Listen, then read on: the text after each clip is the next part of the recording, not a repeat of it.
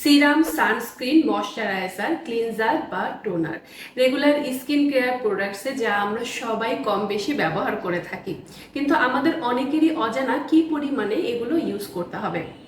প্রথমেই আসি ক্লিনজার বা ফেস ওয়াশ নিয়ে।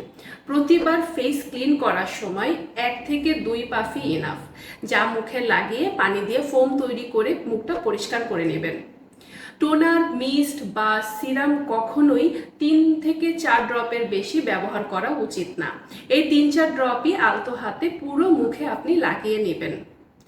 দিনে বা রাতে প্রতিবারই 1 বা 2 পাফই প্রয়োজন, এর বেশি কখনোই ময়শ্চারাইজার ব্যবহার করবেন না। সানস্ক্রিন খুবই ইম্পর্টেন্ট এবং সবচেয়ে বেশি পরিমাণে ও সংখ্যায় ব্যবহৃত একটি স্কিন কেয়ার প্রোডাক্ট। এটি ব্যবহারের সময় আমরা 2 ফিঙ্গার পরিমাণে নিতে হবে এবং 4 ঘন্টা পর পর তা ব্যবহার করতে হবে। স্কিন কেয়ার প্রোডাক্ট কিভাবে ব্যবহার করবেন তা নিয়ে যদি আপনার কোনো কোয়ারি থাকে, অবশ্যই কমেন্ট বা ইনবক্স করে আমাদেরকে জানাবেন।